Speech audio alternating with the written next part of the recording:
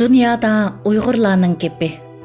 Amerikalik mashhur geolog, yozuvchi, oliy maktabning sobiq mudiri va muzeyning mudiri James Lawrence Powell o'zining 2011-yil yozgan 2084-yildan kelgan doklad degan kitobida Xitoydagi Sansha tosmisi va Uyg'urlar to'g'risida maxsus to'xtalib, Wang Wei degan bir Xitoy injener bilan o'tkazgan suhbat o'rnida munolarni bayon qilgan.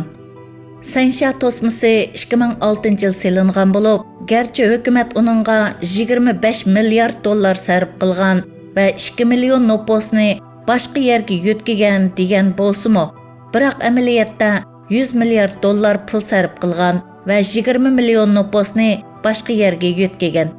Bichara Uyg'urlar sababidan ularning hammasi kulga aylangan. Uyg'urlar yashagan zamin dengizga yiroq va eng qurg'oq rayon bo'lib, Tarim daryosi bo'lmasa, u zaminda yashash qiyin. 2010-yili Tarim daryosi burunqidan ko'p kichiklab ketdi. Yer usti suvi yetishmagachga Uyg'urlar yer osti suviga taynishga boshlagan. Hukumat Uyg'urlar erishayotgan yer osti suvini cheklashga boshlagan. Uyg'urlar ega bo'lgan suv miqdori ularning Xitoy qo'shnilaridan oz bo'lgan.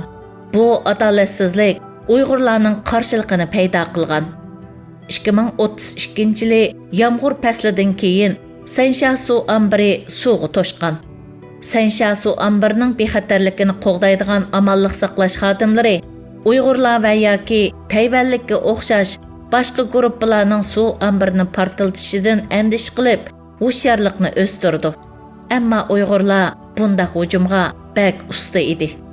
2032-yili 9-oyning bir oqshimi Uyg'urlar Sansha tosmisining hal qilg'uch o'rinlarga portlatqich bomba qo'yib, suv ombirini portlatdi. U Uyg'urlar uzundan beri kutgan fursat edi. Tosma portlagandan keyin uningdan hosil bo'lgan kalkun Wuhan, Nanjing va Shanxayni asosan vayron qilibdi. Kalkun 100 million odamning o'lishiga sabab bo'lib qolmay, balki Xitoyning ul aslayalari va o'ziga bo'lgan ishonchisini vayron qilib tashlaydi. Sansha tosmisining vayron qilinishi nurg'un odamning o'lishi va iqtisodiy ziyondan boshqa yana bir ichinishliq oqibatga sabab bo'ladi. Sansha tosmisi vayron qilingandan keyin Xitoy suv kuchidan hosil bo'ladigan tokdan ayrilib, texmi ko'p ko'mir qazib ishlatishga majbur bo'ladi. Bu muhitni texmi bulg'ab, ig'ir salomatlik masalasini keltirib chiqardi. U yana Xitoy hukumatining Uyg'urlarga qirg'inchilik yurgizishiga bana bo'ladi. Xitoy hukumati Uyg'ur erlarni, ayollarni va bolalarni turkum-turkumlab o'lim lagerlariga solaydi. Ba'zilarini o'ldirdi, ba'zilar ochlikdan o'ladi. 2040-yilga borganda Xitoyda Uyg'urlar asosan qolmaydi. Bütün kitobdagi mazmunlar tasavvurga tayanib yozilgan bo'lsa-mu, ammo uningdagi gaplar bizni nihoyat cho'chitdi.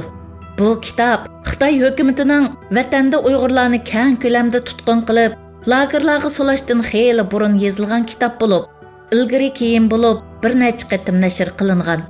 Agar Uyg'urlarning lagerlarga solinib, qirg'in qilinishi keyin qo'shilgan mazmun bo'lmay, ayni vaqtda faraz qilingan mazmun bo'lsa, bizni texmi o'yga silishi kerak. Agar lager haqidagi gaplar 2020-yildagi nashrda qo'shilgan degan taqdirdami, bu kitobda Uyg'urlar haqida deyilgan gaplar bizni hushyor qilishi kerak.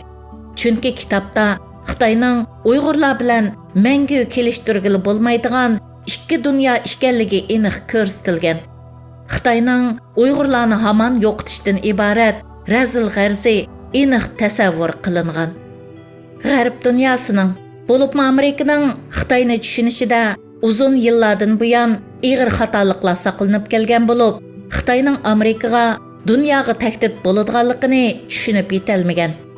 Amerika Davlat Mudofaa Ministrligining oliy maslahatchisi va Xitoy ishlaridagi boshlamchi nupuzga ega Michael Pillsbury 2016-yil yozgan 100 yillik marafon nomli kitobida Xitoyning Amerikadan eshib dunyoviy kuch bo'lish uchun tuzgan 100 yillik planining mohiyatini oshkorlab Amerikani o'yg'atgan edi.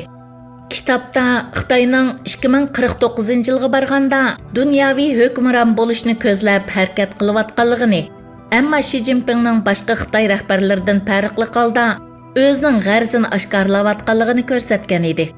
Hozirgi vaziyat bizga Xitoyning ashu razil planining muddatdan xeyli burun oshkorlanib, yo'lga qo'yilayotganligini ko'rsatib bermoqda.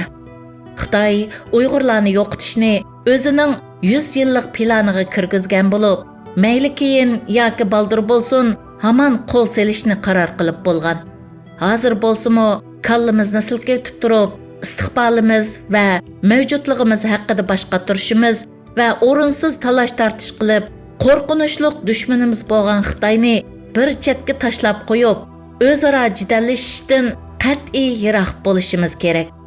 Xitoy 2049-yili dunyoga hukmron bo'lish planida bizni yo'qotishni 2040-yili amalga oshirishni planlagan bo'lsa, Shi Jinpingning bu planni muddatdan 15 yil burun ishga oshirishga oldirishi bilan bizga 2032-yili emas, 2017-yili qo'l solgan.